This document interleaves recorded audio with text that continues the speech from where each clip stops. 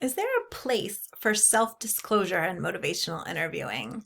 I often get these blog/vlog topic ideas from the trainings that I am running. And today in my Uplevel Advanced training, I had a great discussion with the training group, and it was brought up by several of the members are in the peer support world.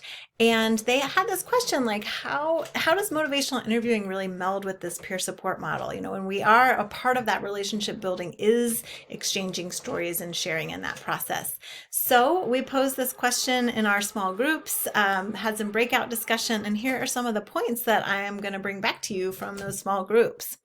One participant said that they thinks that self-disclosure can fit with engagement. We talked some about some of the risks of self-disclosure in the engagement process, as it can be a roadblock to really truly and deeply listening. So that asking permission, so I don't re-record these, do you know this?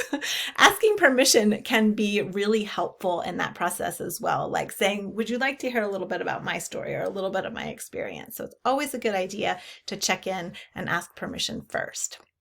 So another point around self-disclosure that came up is the importance of setting boundaries relative to your role. So depending on your license, depending on your role, you may have some guidance, or your agency, you may have guidance that dictates ultimately what role self-disclosure has. So certainly you need to follow those first and foremost if you don't want to kind of get in trouble with your license or your agency. Sharing can be a valuable tool. That was brought up as well. And thinking about self-disclosure as one of the tools that we have in our tool belt or our toolbox is an important thing to be aware of. Like that when we pick up that tool to use that in a therapeutic intervention, that we have some intention around that. We're not just sharing it because we want to get it off our chest, or it's coming from that writing reflex point of like, maybe if I tell my story, they'll do it like I did it, right? Those are things that we're trying to stay away from in helping relationships, but to consider that sharing a story or some sort of self-disclosure could be one of the tools that you reach for. Also important to consider what ways sharing or self-disclosure could backfire.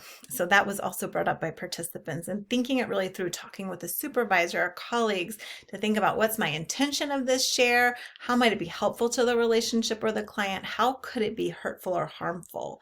Is my sharing something that could create like a standard or an expectation that client feels like they need to pick up? Now my cat is sneezing in the background. So ultimately, the final piece of this discussion around motivational interviewing and self-disclosure was coming back to the spirit of MI is based in the spirit of compassion, which is the best interest of the client. So asking ourselves, what is in the best interest of the client in this moment? And if the answer is self-disclosure could be helpful, then see where that fits in.